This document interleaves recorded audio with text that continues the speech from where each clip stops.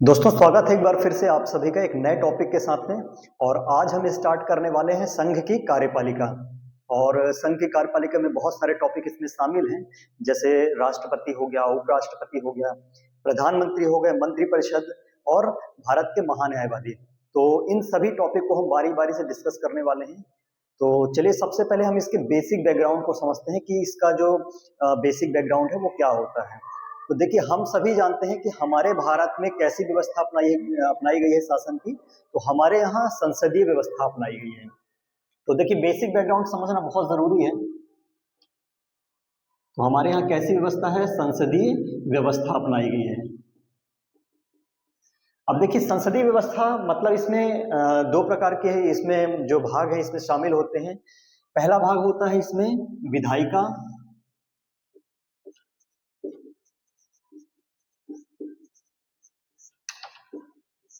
और दूसरा भाग इसमें होता है कार्यपालिका।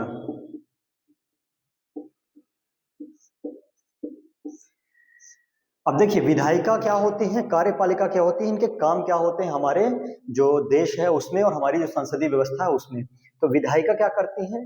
विधायिका हमारे देश में कानून बनाती हैं। और कार्यपालिका क्या करती है? कार्यपालिका का काम है कि विधायिका के द्वारा बनाए गए कानून को पूरे देश में लागू करवाने का इनका काम होता है।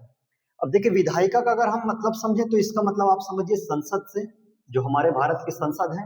तो संसद के दो सदन होते हैं। संसद का जो पहला सदन हो गया वो लोकसभा है, और एक सदन होता है राज्यसभा।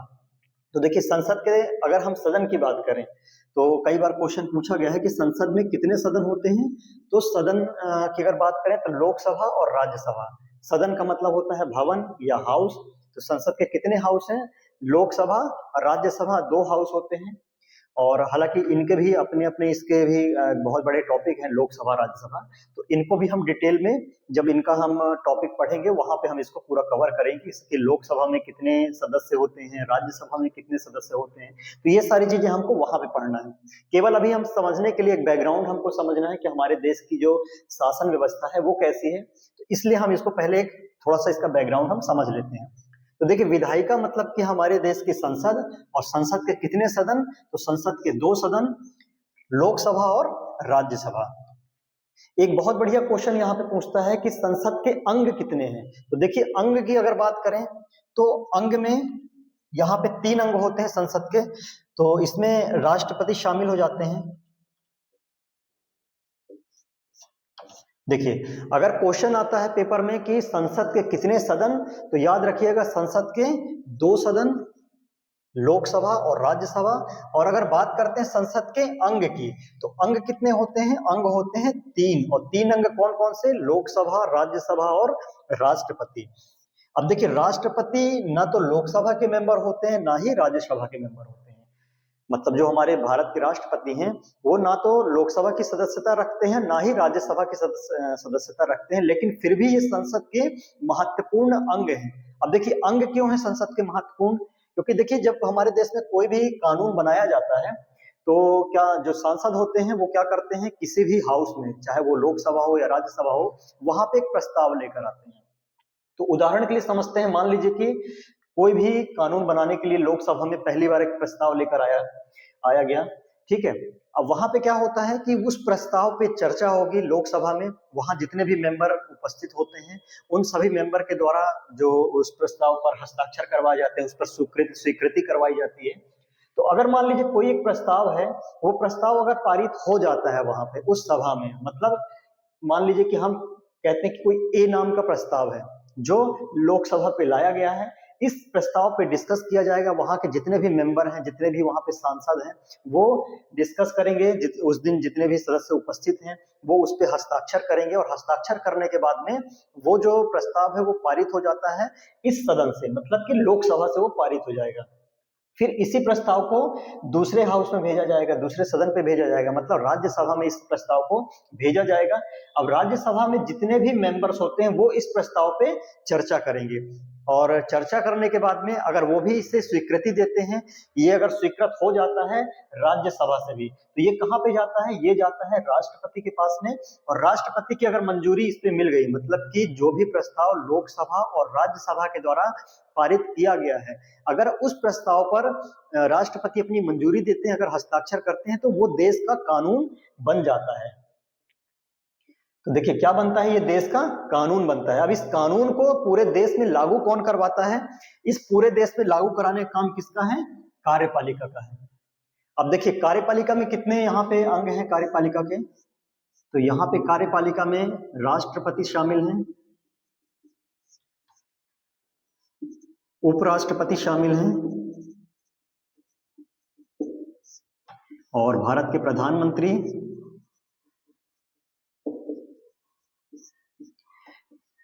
जो मंत्रिपरिषद है वो शामिल हैं,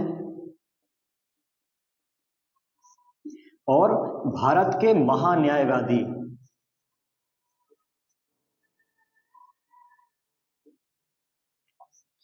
तो देखिए ये कार्यपालिका है, तो कार्यपालिका में कौन कौन है, राष्ट्रपति, उपराष्ट्रपति, मंत्रिपरिषद, प्रधानमंत्री और महान्यायवादी।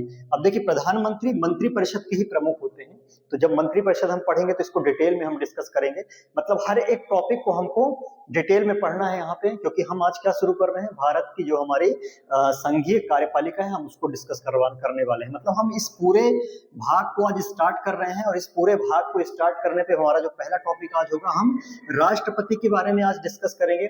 मतलब उनके नियुक्ति, कार्यकाल और उनपे जो महाभियोग लगता है, उनकी क्या शक्तियां, तो हालांकि हम बाद में इसे पढ़ेंगे। आज के मतलब हमारा वीडियो है, इस पे हम केवल और केवल इनके पद की नियुक्ति, कार्यकाल और योग्यताओं के बारे में हम डिस्कस करने वाले हैं, क्योंकि देखिए टॉपिक बहुत बड़ा है और एक साथ इसको कवर करना बहुत मुश्किल होता है, क्योंकि वीडियो की लेंथ बहुत ज्यादा हो जाएगी और इसको समझने में भी दिक्कत जाएगी। तो हम इसको 2 या 3 पार्ट में इसको डिवाइड करके पढ़ेंगे, तो बहुत ही आसानी से इसको हम समझ पाएंगे। तो देखिए ये हो गया कार्यपालिका। अब देखिए अगर यहाँ पे आपको कंफ्यूजन जा रहा होगा कि हमने जैसे बोला कि राष्ट्रपति संसद के अंग होते हैं, फिर यहाँ पे हमने कार्यपालिका में भी कहा कि राष्ट्रपति उसके भी यहाँ पे भाग है।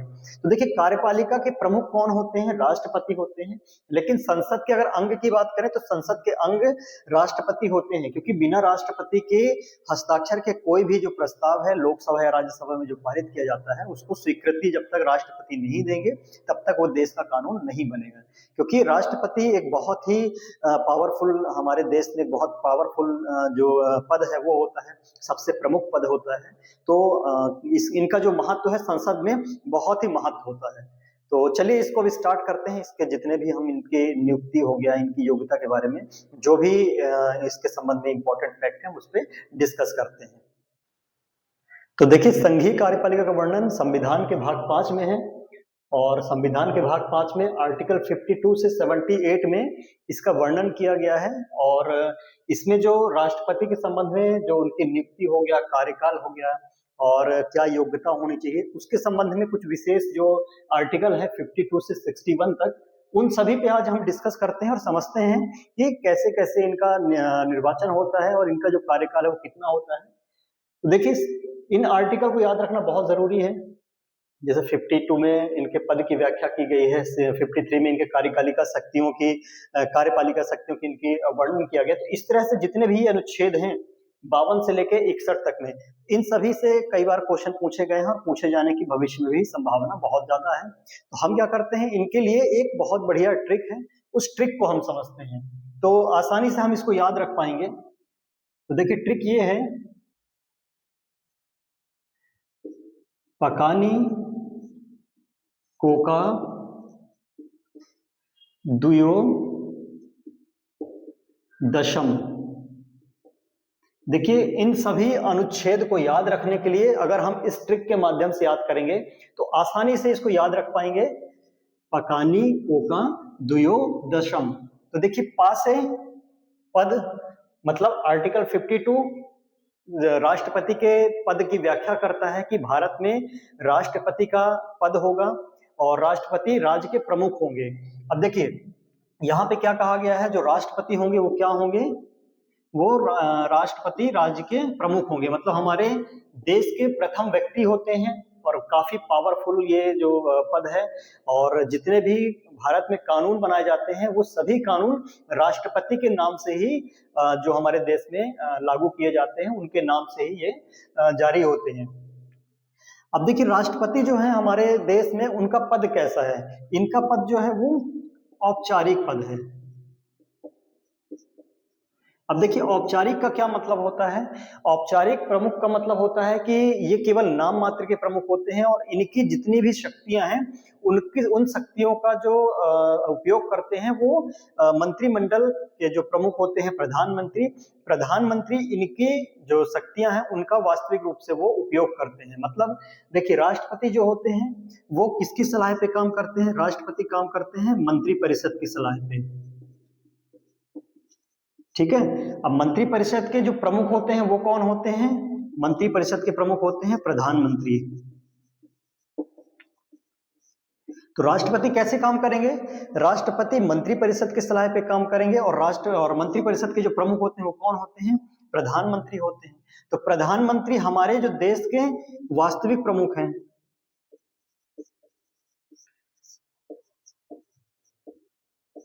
देखिए मतलब जितने भी कार्यपालिका की शक्तियां हैं वो सारी शक्तियां किसमें निहित हैं। सारी शक्तियां राष्ट्रपति में निहित हैं। तो राष्ट्रपति किसके सलाह पे काम करते हैं। राष्ट्रपति काम करते हैं मंत्रिपरिषद की सलाह पे और मंत्रिपरिषद के प्रमुख होते हैं प्रधानमंत्री। मतलब कि प्रधानमंत्री राष्ट्रपति की कार्यकारी जितनी भी शक्तियां हैं उन सभी का वास्तविक रूप से अगर उपयोग करते हैं तो वो प्रधानमंत्री करते हैं। और प्रधानमंत्री ही पूरे देश की शासन व्यवस्था को संचालित करते हैं। पूरे देश में जो कानून व्यवस्था है उसको चलाते हैं। लेकिन जो हमारे देश में राष्ट्रपति का पद है वो कैसा पद होता है। वो औपचारिक होता है। मतलब हमारे देश में नाम मात्र का पद है राष्ट्रपति का। अब देखिए सबसे पहली बात आती है कि भारत में जो राष्ट्रपति का पद है वो कहाँ से लिया गया है। तो भारत में अगर राष्ट्रपति के पद की हम बात करें तो राष्ट्रपति का पद कहाँ से लिया गया है। अमेरिका से लिया गया है। इनके हम पद की बात करते हैं। ये कहाँ से लिया गया है। ये अमेरिका से लिया गया है। लेकिन जो ये औपचारिक प्रमुख का ये जो कॉन्सेप्ट है मतलब हमारे यहाँ पे देखिए औपचारिक प्रमुख का कॉन्सेप्ट मतलब कि जितनी भी शक्तियां हैं वो राष्ट्रपति में तो होती हैं। मतलब राष्ट्रपति की तो शक्तियां हैं लेकिन उनका वास्तविक रूप से उपयोग कौन कर रहा है। प्रधानमंत्री कर रहे हैं। मतलब प्रधानमंत्री जब जो मंत्रिपरिषद है मंत्रिपरिषद के प्रमुख जब प्रधानमंत्री है तो प्रधानमंत्री या मंत्रिपरिषद की सलाह पे जब राष्ट्रपति काम कर रहे हैं मतलब पूरी शक्तियों का उपयोग मंत्रिपरिषद या प्रधानमंत्री कर रहे हैं। मतलब वो वास्तविक प्रमुख हैं और काम किसके नाम से हो रहा है। काम हो रहा है राष्ट्रपति के नाम से। मतलब औपचारिक रूप से ये प्रमुख होते हैं। तो ये कॉन्सेप्ट कहां से आया। ये कॉन्सेप्ट आता है ब्रिटेन के संविधान से। अब देखिए ब्रिटेन में क्या होता है। ब्रिटेन में भी जो वहां के राजा हैं या रानी हैं उनका भी जो पद होता है वो कैसा है। एक औपचारिक पद होता है। मतलब उनके जितनी भी शक्तियां हैं वो वहां की जो मंत्रिपरिषद है वहां के जो प्रधानमंत्री हैं वो उसका उपयोग करते हैं। लेकिन जो काम होता है किसके नाम से होता है। वहां के राजा या वहां के जो प्रिंस हैं उनके नाम से वो सारे काम होते हैं। मतलब कानून व्यवस्था या जो भी कानून बनाया जाता है वो उनके नाम से बनाया जाता है। वही कॉन्सेप्ट लिया गया है भारत में। मतलब यहाँ पे राष्ट्रपति का पद होगा। अब देखिए ब्रिटेन में क्या होता है जो प्रिंस का जो पद होता है या राजा का जो पद होता है वो वंशानुगत होता है। मतलब प्रिंस या मतलब राजा या रानी का जो भी संतान होंगी वही उनके उत्तराधिकारी बनेंगे और वो अगले उस ब्रिटेन के उस देश के अगले प्रमुख बनेंगे। लेकिन हमारे यहाँ पे क्या है। हमारे यहाँ पे ये पद राष्ट्रपति का पद है। मतलब पद लिया कहाँ से गया है। अमेरिका से लिया गया है। तो राष्ट्रपति का पद कैसा होता है। ये पद मतलब कि वंशानुगत ना होके ये पद कैसा है। इस पे निर्वाचन किया जाता है। मतलब कि ये जो भी राष्ट्रपति हैं उनकी जो भी संतान है ऐसा नहीं कि वो जो अगले राष्ट्रपति हैं उनके कार्यकाल खत्म होने के बाद में वो राष्ट्रपति बनेंगे। मतलब यहाँ पे भारत में उनका निर्वाचन किया जाता है। अब देखिए अमेरिका में जो शक्तियां हैं राष्ट्रपति की और भारत में जो शक्तियां हैं उनमें बहुत अंतर है। मतलब अगर अमेरिका की हम बात करें तो वहां पे जो भी शासन व्यवस्था चलाई जा रही है वो राष्ट्रपति की जो शक्तियां हैं वो उनका भरपूर तरीके से उपयोग करते हैं। लेकिन भारत में क्या है। भारत के केस में थोड़ा सा यहाँ पे कंडीशन चेंज हो जाती है। यहाँ पे राष्ट्रपति की समस्त शक्तियां कौन उपयोग कर रहा है। प्रधानमंत्री कर रहे हैं। तो वास्तविक प्रमुख कौन होते हैं। प्रधानमंत्री होते हैं और औपचारिक होते हैं राष्ट्रपति। तो इस कॉन्सेप्ट को हमको ध्यान में लेकर चलना है। इसके बाद आ जाती है कार्यपालिका शक्तियों के बारे में, तो इसका वर्णन कहाँ पे है? इसका वर्णन है 53 में। मतलब हम अगर इस का की बात करें तो ये का मतलब होता है कार्यपालिका, और इसका वर्णन है 53 में। तो जैसा कि अभी मैंने बताया कि कार्यपालिका शक्तियां राष्ट्रपति में निहित होती हैं, और राष्ट्रपति की जो भी शक्तियां हैं या राष्ट्रपति जो भी काम करते हैं वो मंत्रिपरिषद की सलाह पे काम करते हैं, और मंत्रिपरिषद के प्रमुख प्रधानमंत्री हैं। तो 53 याद रखिएगा, कार्यपालिका शक्तियां। अब यहां से हम इस नी से क्या होता है? इस नी से होता है निर्वाचन, और इसका कहां पे उल्लेख किया गया है राष्ट्रपति के निर्वाचन का? इसका उल्लेख किया गया है आर्टिकल 54 में, मतलब संविधान का भाग 5 आर्टिकल 54, जो भारत के राष्ट्रपति हैं उनके निर्वाचन से संबंधित ये आर्टिकल है। और देखिए निर्वाचन कैसा होता है भारत के राष्ट्रपति का, हम इसकी बात करते हैं।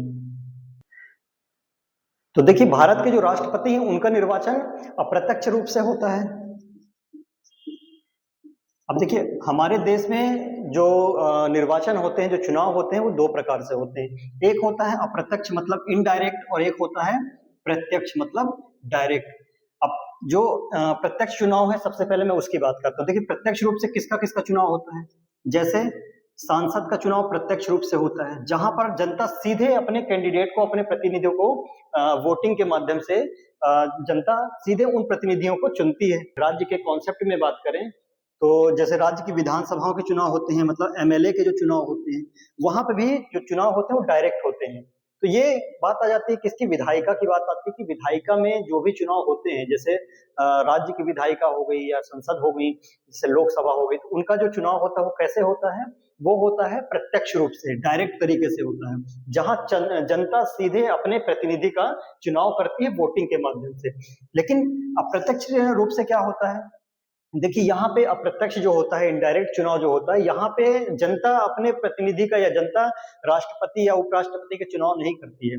देखिए जैसे उपराष्ट्रपति का चुनाव होता है या राष्ट्रपति का जो चुनाव होता है, ये अप्रत्यक्ष तरीके से होता है। और इसी तरह से राज्यसभा के सदस्यों का भी चुनाव होता है, इनका भी चुनाव जो होता है वो अप्रत्यक्ष तरीके से होता है। देखिए कैसे? राष्ट्रपति, उपराष्ट्रपति और राज्यसभा के सदस्य, इनका जो चुनाव है कैसा होता है? इनडायरेक्ट होता है। मतलब देखिए जनता ने क्या किया? प्रतिनिधियों को चुनकर असेंबली में भेज दिया। अब वो असेंबली में जो प्रतिनिधि, हमारे जो भी प्रतिनिधि हैं, चाहे वो सांसद हो, एमएलए हो, वो इनका चुनाव करते हैं। राष्ट्रपति का चुनाव करेंगे, उपराष्ट्रपति का चुनाव करेंगे और राज्यसभा के सदस्यों का चुनाव करेंगे। मतलब हमारे द्वारा चुने गए प्रतिनिधि उनका चुनाव करते हैं। तो इस चुनाव क्या बोला जाता है? अप्रत्यक्ष बोला जाता है। तो जो राष्ट्रपति का चुनाव होता है कैसा होता है? अप्रत्यक्ष होता है। अब देखिए इनका जो चुनाव होता है वो निर्वाचक मंडल के द्वारा होता है।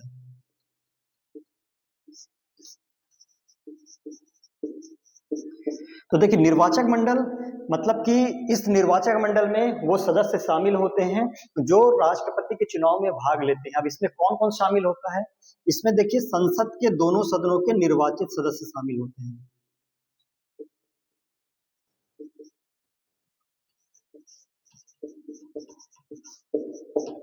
तो देखिए संसद के दोनों सदनों के निर्वाचित सदस्य, यहाँ पे इसको हम हाईलाइट करके चलते हैं, निर्वाचित सदस्य। दूसरा होता है राज्य की विधानसभाओं के निर्वाचित सदस्य।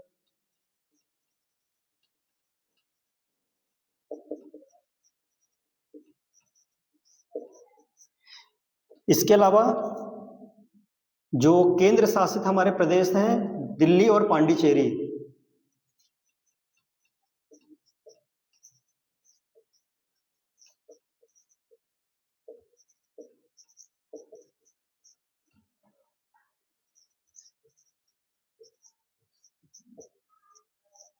देखिए संसद के निर्वाचित सदस्य मतलब लोकसभा और राज्यसभा में जो निर्वाचित सदस्य हैं वो भाग लेंगे, मतलब मनोनीत सदस्य भाग नहीं लेंगे। देखिए यहाँ पे दो तरह के कैंडिडेट जाते हैं संसद में, एक तो होते निर्वाचित जिन्हें जनता चुनती है, और एक होते हैं मनोनीत जिन्हें राष्ट्रपति चुनते हैं।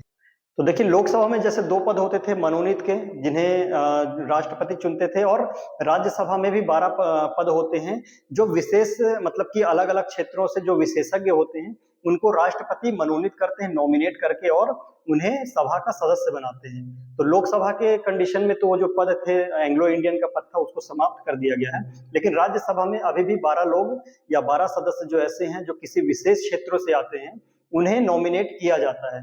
तो याद रखिएगा, जो वो मनोनीत जो सदस्य हैं वो निर्वाचक मंडल में शामिल नहीं होंगे, मतलब संसद के केवल और केवल निर्वाचित सदस्य होंगे, वो इसमें निर्वाचक मंडल में शामिल होते हैं, मतलब कि राष्ट्रपति के चुनाव में वो शामिल होते हैं। इसी तरह से हमारे देश में जितने भी राज्य हैं उनकी जो विधानसभाएं हैं, वहां के भी निर्वाचित सदस्य ही जो निर्वाचक मंडल है राष्ट्रपति के निर्वाचन के लिए, उसमें शामिल होंगे। और केंद्र शासित प्रदेश दिल्ली और पांडिचेरी के निर्वाचित सदस्य शामिल होते हैं। अब देखिए, केंद्र शासित प्रदेश दिल्ली पांडिचेरी का जो कंडीशन है, तो ये लगभग जो 70वां संविधान संशोधन हुआ था 1992 में, तो 70वें संविधान संशोधन में इसको जोड़ा गया है कि दिल्ली और पांडिचेरी के जो निर्वाचित सदस्य हैं, वहां की जो विधानसभा है उसके निर्वाचित सदस्य हैं, वो भाग लेंगे। तो कब जोड़ा गया है? 70वें संविधान संशोधन 1992 में जोड़ा गया है। और ये लागू कब हुआ था? ये हो गया था लागू 1 जून 1995, मतलब कि 1 जून 1995 या उसके बाद के जितने भी राष्ट्रपति के चुनाव होंगे या हो चुके हैं, उनमें केंद्र शासित प्रदेश जो है दिल्ली और पांडिचेरी, वहां की राज्य की जो विधानसभा है उसके निर्वाचित सदस्य भी जो निर्वाचक मंडल है उसमें शामिल होंगे। अब देखिए, बाकी जो केंद्र शासित प्रदेश हैं वहां विधानसभाएं नहीं है। अब जब विधानसभा ही नहीं है तो वहां पे कोई सदस्य नहीं है। तो इस कंडीशन में आप देखिए, ये याद रखिए कि दिल्ली पांडिचेरी के निर्वाचित सदस्य और जो राज्य के विधानसभा है वहां के निर्वाचित सदस्य ये भाग लेते हैं। मतलब कि देखिए, संसद के निर्वाचित ये हो रहे हैं, मनोनीत शामिल नहीं होंगे। राज्य के जो जितने भी मनोनीत सदस्य हैं वो भाग नहीं लेंगे। और इसके अलावा दिल्ली पांडिचेरी जो विधानसभा है, जो वहां की विधानसभा है, उनके भी जो अगर मनोनीत सदस्य हैं वो भाग नहीं लेते हैं। तो इस बात का विशेष हमको ध्यान लेके रख के चलना है कि केवल और केवल निर्वाचित सदस्य ही भाग लेते हैं। और एक चीज और आती है, मान लीजिए कि जब राष्ट्रपति का चुनाव हो रहा हो और उस समय पे अगर कहीं किसी भी राज्य की विधानसभा जो है वो अगर विघटित हो जाए, मतलब कि विधानसभा में वापस से इलेक्शन की कंडीशन होगी, तो उस समय पे वहां के जो सदस्य हैं, जब तक कि अगर राष्ट्रपति के इलेक्शन के पहले अगर उनका निर्वाचन नहीं हो पाता है उस राज्य की विधानसभा के सदस्यों का, तो वो सदस्य शामिल नहीं होंगे। इस बात का विशेष ध्यान रखना है। इसके बाद जो नेक्स्ट है वो क्या है? आर्टिकल 55, इसमें कोटा प्रक्रिया या रीति की बात कही गई है। मतलब हम अगर यहाँ से बात करें तो हमने इसे समझने के लिए एक कोटा से सब समझते हैं। कोटा का मतलब होता है प्रक्रिया, मतलब राष्ट्रपति के चुनाव की क्या प्रक्रिया होगी, हम उसकी बात कर रहे हैं। तो देखिए, चुनाव की प्रक्रिया होती है,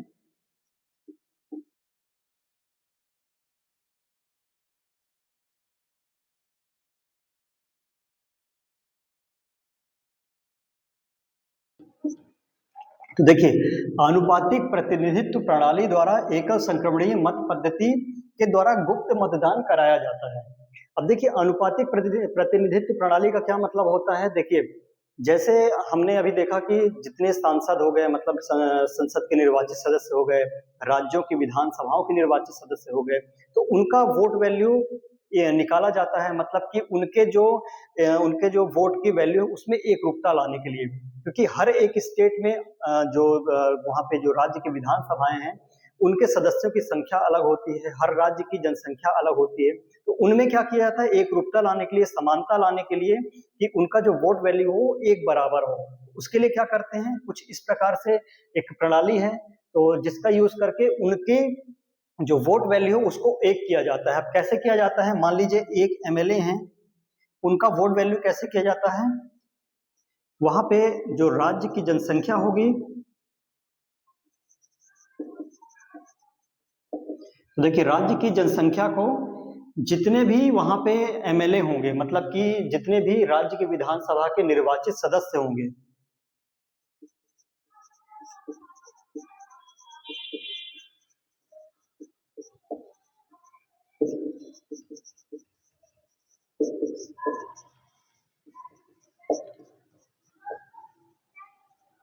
देखिए, एक एमएलए का जो वोट वैल्यू निकाली जाती है, कैसे निकाली जाएगी कि वहां की जनसंख्या से वहां के जितने भी निर्वाचित सदस्य हैं उस विधानसभा के, उससे उनकी जनसंख्या को डिवाइड करेंगे और राज्य की जो इनके जो सदस्य संख्या है इन पे 1000 का गुणा करेंगे। तो देखिए इससे क्या होता है, इससे एक एमएलए का जो वोट वैल्यू है वो निकल जाती है। इसी के साथ एक सांसद के भी जो वोट वैल्यू उसको भी निकाली जाती है। कैसे निकाला जाता है, यहाँ से देखिए सभी राज्यों के जो एमएलए का वोट वैल्यू निकलता है उनका योग और जितने भी निर्वाचित सांसद हैं उनसे उनको डिवाइड कर दिया जाता है, तो वो एक सांसद का जो वोट वैल्यू है वो निकल जाता है। तो ये फॉर्मूला है एक एमएलए और एक सांसद के जो उसकी सदस्यों की वहां पे वोट वैल्यू है उसको निकालने के लिए। अब देखिए यहाँ पे जो एकल संक्रमणीय मत पद्धति है इसका मतलब क्या होता है, जब राष्ट्रपति का चुनाव होता है तो वहां पे जो कैंडिडेट्स होते हैं, जितने भी निर्वाचित सदस्य होते हैं, मतलब कि जो वोट डालते हैं, वो क्या करते हैं, अपने जो प्रतिनिधि हैं, जो राष्ट्रपति के चुनाव लड़ने के लिए प्रतिनिधि शामिल हुए हैं, उनके सबको वरीयता देते हैं, मतलब एक क्रम देते हैं। तो इसको समझते हैं, इसको कैसे किया जाता है। तो देखिए चुनाव की प्रोसेस कैसे होती है हम ये समझते हैं। मान लीजिए कि हमारे पास में 4 कैंडिडेट हैं, ए बी सी और डी, मतलब ये 4 वो कैंडिडेट हैं जो राष्ट्रपति का चुनाव लड़ रहे हैं, मतलब ये प्रतिनिधि हैं हमारे। और इनको जो निर्वाचक मंडल में जितने सदस्य शामिल हैं तो वो जब वोट देते हैं, मान लीजिए कोई एक कैंडिडेट है जिसको हम ई नाम दे देते हैं, ये वो सदस्य हैं जो राष्ट्रपति के निर्वाचक मंडल में शामिल है, मतलब ये क्या करेंगे, वोट करेंगे इनको। तो इनको क्या किया जाता है, जब बैलेट पेपर दिया जाता है हर एक प्रतिनिधि, हर एक निर्वाचक मंडल में जितने सदस्य हैं उनको, तो देखिए हर एक प्रतिनिधि का नाम उस बैलेट पेपर में रहता है और जो सदस्य होते हैं इन्हें क्या करना होता है, इन्हें एक क्रम देना होता है। क्रम कौन सा, वरीयता का क्रम देना होता है। अब देखिए वरीयता का क्रम क्या होता है, ये होता है प्राथमिकता, मतलब कि ये व्यक्ति जो सदस्य हैं जो वोट डाल रहे हैं वो किसको सबसे पहली प्राथमिकता देते हैं, राष्ट्रपति बनने के लिए। तो अपने वो बैलेट पेपर पे ये क्या करेंगे, हर एक सदस्य हर एक प्रतिनिधि के नाम के आगे उनका एक क्रम डालेंगे कि वो किसे पसंद करते हैं राष्ट्रपति के रूप में। तो देखिए यहाँ पे क्या होता है, मान लीजिए कि ई नाम के एक व्यक्ति हैं जो वोट कर रहे हैं, इन्होंने सी को पहला रैंक दिया, पहली वरीयता दी, इन्होंने ए को दूसरी दी, और बी को तीसरा और डी को चौथा। इस प्रकार से ये क्रम देते हैं और हर एक सदस्य जो निर्वाचक मंडल में शामिल है वो इसी प्रकार से कुछ क्रम देते हैं, वो अपनी प्राथमिकता क्रम देंगे। अब देखिए जब मतगणना होती है, जब कैलकुलेशन किया जाता है तो वो कैसा होता है। अब मान के चलते हैं कि ऐसे लगभग 2500 जो वोटर हैं, मतलब कि जो निर्वाचक मंडल में कितने लोग शामिल हैं, निर्वाचक मंडल में शामिल हैं 2500 लोग या 2500 सदस्य। तो देखिए 2500 सदस्य शामिल हैं, तो अब इसका अगर जो 51% देखा जाए, मतलब देखिए अब 4 कैंडिडेट हैं, 2500 वोटर्स हैं, तो 51% क्या होगा, वो चुनाव का मतलब एक जादुई आंकड़ा है, जिसको जो सदस्य अगर उस आंकड़े को टच कर जाते हैं वो राष्ट्रपति के लिए निर्वाचित होंगे। तो 51% कितना होता है इसका, देखिए 51% कितना होता है 2500 का, ये लगभग जाएगा 1251। मतलब अगर एक कैंडिडेट को, एक प्रतिनिधि को 1251 वोट मिलते हैं, अगर 2500 वोटर हैं, हम केवल एक एग्जांपल के लिए हम समझने के लिए हम इसको यहाँ पे एक डेटा हम लेके आए हैं कि अगर 2500 वोटर हैं, 51% हम इसका निकालते हैं तो 1251 जाता है इसका डेटा। मतलब 1251 वोट अगर मिल जाते हैं किसी भी एक कैंडिडेट को तो वो राष्ट्रपति के लिए निर्वाचित होंगे। अब देखिए इनका जो मतगणना होती है वो कैसे होती है, अब सभी ने अपना अपना वोट दे दिया, सभी ने अपनी अपनी वरीयता दे दी, सभी ने हर एक कैंडिडेट को अपना क्रम दे दिया। तो पहले राउंड का कैलकुलेशन होगा।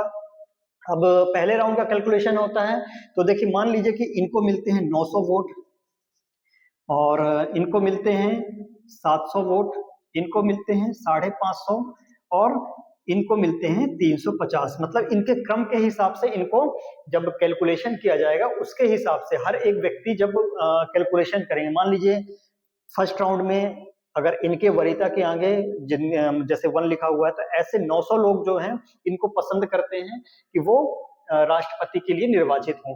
तो इसी प्रकार से कैलकुलेशन किया जाता है। अब ये देखा जाता है कि क्या वो जो एक आंकड़ा है जिसको हम बोलते हैं जादुई आंकड़ा, अगर हम निर्वाचन की भाषा में बोलें, जैसा हम देखते हैं किसी भी इलेक्शन में एक वैल्यू होती है जिसको पार करने से कोई भी पार्टी जो है वो जीतती है, सरकार जो है वो बनती है 51% पे। क्योंकि देखिए जीतने के लिए केवल 1% ज्यादा चाहिए, 50% में से केवल 1% ज्यादा चाहिए, और हमने जो आंकड़ा यहाँ पे लिया है 2500 में से, उसके हिसाब से ये जो वैल्यू है ये 1251 है। तो फर्स्ट राउंड पे देखा जाएगा कि क्या कोई भी कैंडिडेट इस जो आंकड़ा है इसको टच किया है या उसको पार कर लिया है। तो यहाँ पे जो कंडीशन हमने ली है उसके हिसाब से अभी तक ऐसा किसी ने नहीं किया, किसी का भी आंकड़ा जो है वो पार नहीं किया है। तो क्या होगा, इसके बाद में दूसरे राउंड का कैलकुलेशन होगा, उसके लिए कैलकुलेशन वापस से उन्हीं वोटों का कैलकुलेशन किया जाएगा। वो कैसे किया जाता है ये देखते हैं। अब देखिए इनमें ये देखा जाता है कि सबसे कम वोट किसको मिले हैं। तो यहां जैसा दिख रहा है सबसे कम वोट डी को मिले हैं 350। तो इन्हें क्या किया जाता है, इन्हें इलिमिनेट किया जाता है, मतलब कि राष्ट्रपति के निर्वाचन की जो प्रक्रिया है उससे हटा दिया जाता है। और इनके जो वोट हैं इसमें देखा जाता है कि जो सेकंड वरीयता है, जैसे हमने यहाँ पे क्रम देखा, तो सेकंड वरीयता में इन जितने भी बचे हुए कैंडिडेट हैं उनको कितने कितने वोट मिले हुए हैं, तो हम ये देखते हैं। अब मान लीजिए कि इनके जो वोट हैं इसमें से हम अगर निकाल के देखें तो मान लीजिए कि इनको मिलते हैं 200 वोट यहाँ से, मतलब कि जो डी जिनको हमने इलिमिनेट किया, जो सबसे कम पहले राउंड पे जिनको सबसे कम वोट मिले थे, तो उनके सेकंड वरीयता में जो जितने भी लोग जितने भी सदस्य बचे हुए हैं उनको कितने वोट मिले हैं। तो मानते हैं कि ए को मिल गए हैं 200 वोट, और यहाँ पे इनको मिलते हैं 100 और इनको मिलते हैं 50। अभी भी अगर देखें तो ये जो आंकड़ा है कुछ इसका आंकड़ा ये पार नहीं हो रहा है, मतलब इनके अगर हम वैल्यू देखें तो ये जाएगा 900, ये 550 और ये जा रहे हैं 950। अब क्या किया जाएगा, अब वापस से वही प्रक्रिया फिर दोहराई जाएगी, मतलब इनमें ये देखा जाएगा कि जो सबसे कम जिनको वोट मिले हैं उन्हें फिर से एलिमिनेट किया जाए। तो यहाँ पे सबसे कम वोट किसको मिल रहे हैं, 650 इनको मिल रहे हैं। अब केवल दो कैंडिडेट बचते हैं ए और सी, तो इनका जो भी वोट है, मतलब इसमें देखा जाएगा कि थर्ड वरीयता में, तीसरे प्राथमिकता में इन दोनों को कितने कितने वोट मिले। तो ऐसे इनके जो वोट हैं उनको इनमें ट्रांसफर कर दिया जाएगा। तो इसको देखिए करके देखते हैं। मान लीजिए कि इनको मिल जाते हैं यहाँ पे 350 और इनको मिल जाते हैं 300। तो अभी देखिए इनका जो कैलकुलेशन है ये चला जाएगा कितना,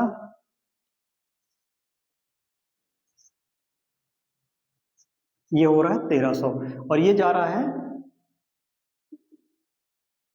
1200। तो अभी देखिए 1300 का आंकड़ा, मतलब इसको इन्होंने पार किया, मतलब कि ये जो कैंडिडेट है ये राष्ट्रपति के चुनाव के लिए या राष्ट्रपति के पद के लिए निर्वाचित होंगे। तो ये कुछ प्रोसेस है जो राष्ट्रपति के चुनाव में अपनाई जाती है, मतलब वरीयता का क्रम दिया जाता है और उसके बाद में हर एक राउंड की गणना होती है। अगर मान लीजिए पहले ही राउंड में कोई व्यक्ति जो जो मतलब उनका एक नंबर ऑफ डिजिट्स होती हैं जिसको पार करने पे वो राष्ट्रपति पद के लिए निर्वाचित होंगे, अगर पहले राउंड पे ही वो उतने वैल्यूज को मिल जाते हैं, उतने वोट उनको मिल जाते हैं, तो फिर दूसरे राउंड का जो कैलकुलेशन है वो नहीं किया जाता है, वहीं पे उनको निर्वाचित घोषित किया जाता है। तो ये कुछ प्रोसेस होती है राष्ट्रपति के निर्वाचन में, उनके जो निर्वाचन की पद्धति है उससे संबंधित। इसके बाद जो नेक्स्ट आता है, मतलब यहाँ से हम अगर देखें का से, तो का से मतलब होता है कार्यकाल, मतलब कार्यकाल कहाँ पे है, कार्यकाल का वर्णन इनका 56 में है। तो राष्ट्रपति का कार्यकाल कितना होता है, टेन्योर कितना होता है, ये 5 साल का। तो राष्ट्रपति का कार्यकाल कितना है, 5 वर्ष का। हालांकि ये 5 वर्ष के पहले भी अपने पद से त्यागपत्र दे सकते हैं, तो इनका लेकिन जो मैक्सिमम जो टेन्योर है वो कितना होता है, 5 वर्ष का होता है। अगर मान लीजिए कि इनके चुनाव के समय पे ऐसी कुछ कंडीशन आ जाए कि चुनाव ना हो पाए, हालांकि राष्ट्रपति का जब चुनाव होता है तो वो इनका कार्यकाल पूरा होने से पहले ही इलेक्शन कंप्लीट करा लिए जाते हैं। लेकिन मान लीजिए किन्हीं कारणवश अगर उनके इलेक्शन की डेट या उनके जो पद समाप्ति की डेट जो है वो उस डेट के पहले पहले चुनाव नहीं हो पाते हैं, तो फिर ये राष्ट्रपति जो है वो राष्ट्रपति बने रहेंगे तब तक जब तक कि उनका इलेक्शन नहीं हो पा रहा है। तो ये कुछ इसमें कंडीशन रहती है। इसके बाद देखते हैं, देखिए जो नेक्स्ट है वो दा से क्या आता है, दू से जो आता है दोबारा, मतलब 57 जो अनुच्छेद है वो क्या कहता है, पुनर्निर्वाचन। तो देखिए हमारे देश में कोई भी एक व्यक्ति जो राष्ट्रपति हैं वो कितनी बार भी राष्ट्रपति नियुक्त हो सकते हैं, ये आर्टिकल 57 में कहा गया है पुनर्निर्वाचन में। क्योंकि देखिए अमेरिका की अगर कंडीशन में हम बात करें तो अमेरिका में कोई भी एक व्यक्ति जो राष्ट्रपति के पद पे अगर 2 बार वो निर्वाचित हो जाते हैं तो तीसरी बार उन्हें ये अधिकार नहीं है कि वो राष्ट्रपति का चुनाव लड़ें और फिर उसमें वो निर्वाचित हों। लेकिन हमारे भारत में क्या कंडीशन है, भारत में कोई भी व्यक्ति कितनी भी बार राष्ट्रपति का चुनाव लड़ सकता है और अगर वो निर्वाचित होते हैं तो वो उस पद पर नियुक्त होते हैं। इसके बाद यहाँ से आता है योग्यता। अब देखिए आर्टिकल 58 में राष्ट्रपति के निर्वाचन के संबंध में कुछ योग्यता का भी वर्णन किया गया है, मतलब कि राष्ट्रपति बनने के लिए क्या क्या योग्यता होनी चाहिए। तो देखिए पहली क्या योग्यता आती है, पहली योग्यता आती है भारत का नागरिक हो। दूसरी कंडीशन आती है 35 वर्ष की आयु पूर्ण कर चुके हों। और तीसरी कंडीशन क्या आती है, लोकसभा का सदस्य बनने की योग्यता रखते हो। तो ये कुछ कंडीशन आ जाती है योग्यता में, राष्ट्रपति का जो योग्यता है राष्ट्रपति के चुनाव के लिए, तो योग्यता में ये कंडीशन आ जाती है कि वो भारत के निवासी होना चाहिए, 35 वर्ष की आयु पूरी कर चुके होने चाहिए और वो लोकसभा के सदस्य बनने की योग्यता रखते हो। तो देखिए दशाएं क्या होती हैं, दशाएं का मतलब होता है शर्तें, मतलब कि राष्ट्रपति के चुनाव के लिए कुछ शर्तें रखी गई हैं और ये शर्तें ये हैं कि राष्ट्रपति जो भी व्यक्ति राष्ट्रपति का चुनाव लड़ेंगे वो किसी भी सभा के सदस्य नहीं होने चाहिए, मतलब चाहे वो राज्य की विधानसभा हो या लोकसभा या राज्यसभा हो, उनके सदस्य नहीं होने चाहिए। अगर वो सदस्य हैं तो वो अपना त्याग पत्र देंगे और उसके बाद ही फिर वो राष्ट्रपति के चुनाव के लिए उम्मीदवारी मतलब अपनी वो पेश करेंगे। इसके बाद क्या होता है, 50 प्रस्तावक होने चाहिए और 50 ही अनुमोदक होने चाहिए। अब ये किस कंडीशन में है, अगर कोई व्यक्ति राष्ट्रपति का चुनाव लड़ना चाहते हैं तो नामांकन के लिए 50 सदस्य ऐसे होने चाहिए जो उनके नाम के प्रस्तावक हों और 50 सदस्य ऐसे होने चाहिए जो उस प्रस्ताव को अनुमोदित करें। लेकिन अब देखिए ये 50 सदस्य कौन होंगे, ये होंगे संसद के ही सदस्य होंगे, ये भी कंडीशन रखी गई है। मतलब कोई भी व्यक्ति 50 प्रस्तावक नहीं बन सकता, कोई भी व्यक्ति 50 जो व्यक्ति हैं वो अनुमोदक नहीं बन सकते, मतलब केवल और केवल संसद के सदस्य ही 50 प्रस्तावक और 50 अनुमोदक होने चाहिए। और ये 50 जो सदस्य हैं, मतलब 50 प्रस्तावक और 50 अनुमोदक, ये अलग अलग होने चाहिए। अगर 50 प्रस्तावक हैं तो वो अनुमोदक नहीं बन सकते, अगर अनुमोदक हैं तो वो प्रस्तावक नहीं बन सकते, ये भी एक कंडीशन रखी गई है। एक कंडीशन और है जिस पर लाभ का पद की बात कही गई है, मतलब कि कोई भी व्यक्ति जो राष्ट्रपति का चुनाव जो उम्मीदवारी अपनी रखना चाहते हैं, उसका चुनाव लड़ना चाहते हैं, वो लाभ के पद पर नहीं होना चाहिए। अब देखिए लाभ के पद का संविधान में बहुत ज्यादा इसका विस्तृत वर्णन नहीं किया गया है, इसमें केवल ये कहा गया है कि लाभ का पद राष्ट्रपति का पद, उपराष्ट्रपति का पद, मंत्री कोई भी मंत्री हो गए या किसी भी राज्य के जो गवर्नर होते हैं वो लाभ के पद नहीं कहलाएगा।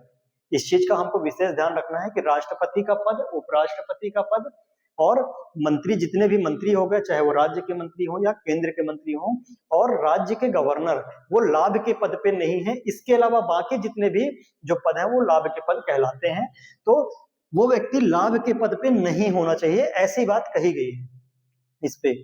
और इसके लिए 15,000 रुपए एक जमानत राशि होती है, इसको जमा कराना होता है, मतलब वो उम्मीदवार जमा कराते हैं 15,000 रुपए जमानत राशि। कहाँ जमा कराते हैं, ये आरबीआई में करवाते हैं।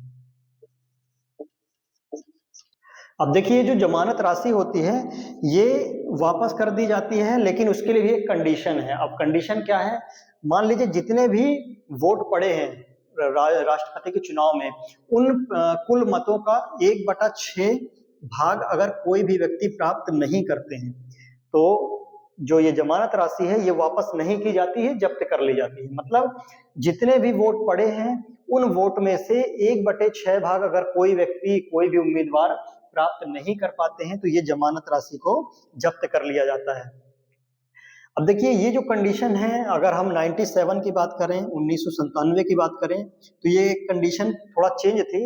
मतलब ये जो जमानत राशि है ये लगभग 2500 रुपए थी, और ये जो अनुमोदक और प्रस्तावक की जो संख्या है ये 10-10 थी। मतलब 10 अनुमोदक और 10 प्रस्तावक होने चाहिए, और जमानत राशि कितनी होनी चाहिए, ये होनी चाहिए 2500 रुपए। तो ये कुछ कंडीशन है राष्ट्रपति के निर्वाचन के लिए, उनके इलेक्शन के लिए कुछ कंडीशन रखी गई हैं। इसके बाद देखते हैं यहाँ से 7 से क्या है। 7 से मतलब अनुच्छेद 60 शपथ। तो शपथ कौन दिलाता है राष्ट्रपति को?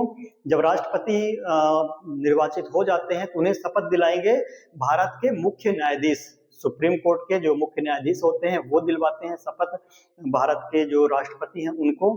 और मान लीजिए कि अगर सीजेआई मतलब कि मुख्य न्यायाधीश अगर उस समय पे उपस्थित नहीं है तो उनकी जगह पे जो वरिष्ठ न्यायाधीश होते हैं वो उनको शपथ दिलवाते हैं भारत के राष्ट्रपति को। इसके बाद माँ से क्या होता है? माँ से आता है महाभियोग। मतलब आर्टिकल 60 में कहा गया है महाभियोग। तो देखिए महाभियोग की प्रक्रिया क्या होती है। महाभियोग की प्रक्रिया होती है मतलब राष्ट्रपति अगर संविधान का उल्लंघन करते हैं तो उन पर महाभियोग चलाकर उनको उनके पद से हटाया जा सकता है। अब हटाते कैसे हैं ये समझते हैं। देखिए संसद में इसको हटाया जा सकता है। संसद के जो सदस्य होते हैं, अब किसी भी सदन में, चाहे वो लोकसभा हो या राज्यसभा हो, किसी भी सदन में ये जो इन पे आरोप लगाया जाता है तो उसको उस पे प्रस्ताव रखा जाता है किसी भी सदन में और उस पे उनको हटाया जा सकता है। लेकिन इसमें कंडीशन क्या है? जो आरोप इन पे लगाया जाएगा राष्ट्रपति पे, अगर संविधान के उल्लंघन का आरोप लगा है तो उस पे जिस भी सदन में, चाहे वो लोकसभा हो या राज्यसभा हो, जिस भी सदन में ये प्रस्ताव लाया जाएगा उसमें आरोप पर 1/4 सदस्यों के हस्ताक्षर होने चाहिए। मतलब 1/4 सदस्य उस सभा के, जो भी सभा हो, चाहे लोकसभा हो या राज्यसभा हो, तो 1/4 सदस्य अगर उस पे हस्ताक्षर करते हैं आरोप पे तो उसको सदन में रखा जाएगा। लेकिन ऐसा करने के लिए 14 दिवस पूर्व, मतलब जो आरोप लगाया जाएगा उसके 14 दिन के पहले राष्ट्रपति को इसकी सूचना देना आवश्यक होता है कि हम आपके लिए विपक्ष में एक जो महाभियोग है वो प्रक्रिया अपनाने वाले हैं। तो इसकी सूचना 14 दिन के पूर्व राष्ट्रपति को दी जाती है। और अगर 1/4 हस्ताक्षर उनके आरोप पे हो जाते हैं, मतलब उनके सदस्यों के हस्ताक्षर हो जाते हैं 1/4 सदस्यों के, तो 2/3 बहुमत से अगर वो जांच की जाती है, उनके जो आरोप है अगर वो सिद्ध पाया जाता है और संसद के 2/3 सदस्य का जो बहुमत अगर उस पे हस्ताक्षर कर देते हैं या उस पे बहुमत हो जाता है तो इसी जो प्रस्ताव है, मतलब महाभियोग का जो प्रस्ताव है, उसको नेक्स्ट जो सदन है उस पे भेजा जाता है और वहां पर भी सेम कंडीशन होती है, वहां पर भी जांच की जाती है और 2/3 बहुमत अगर उस सदन में भी मिल जाता है तो महाभियोग का जो प्रक्रिया वो पूरी हो जाती है और उसी दिन से राष्ट्रपति का जो पद है उसको रिक्त माना जाता है। मतलब जो व्यक्ति उस समय पे राष्ट्रपति हैं उन्हें उस पद से हटा दिया जाता है। तो ये प्रक्रिया है और ये एक अर्ध न्यायिक प्रक्रिया होती है। ये थे राष्ट्रपति के संबंध में उनके पद, निर्वाचन, कार्यकाल आदि से संबंधित आर्टिकल 52 से लेकर 61 तक में जो जो वर्णन किया गया है उसके बारे में। इसके अलावा राष्ट्रपति की कुछ शक्तियों के बारे में भी वर्णन है, तो वो हम अगले वीडियो में इस पे डिस्कस करेंगे। जितने भी फैक्ट मैंने आज के इस टॉपिक पे मैंने यहाँ पे डिस्कस किया है, लगभग ये सारे इंपॉर्टेंट फैक्ट हैं, तो इनको आप कहीं पर नोट डाउन भी करके रखिएगा। और अगर इसकी पीडीएफ आपको चाहिए तो हमारे टेलीग्राम चैनल से इसकी पीडीएफ आपको मिल सकती है, जो हमने डिस्क्रिप्शन पे उसकी लिंक दी हुई है। और अगर अभी तक आपने हमारे चैनल को सब्सक्राइब नहीं किया तो चैनल को सब्सक्राइब जरूर करें, क्योंकि इस तरह के वीडियोस हम लगातार आप सभी के लिए उपलब्ध करवाते आ रहे हैं। तो आज के लिए बस इतना ही, मिलते हैं एक और नए इंटरेस्टिंग वीडियो के साथ में।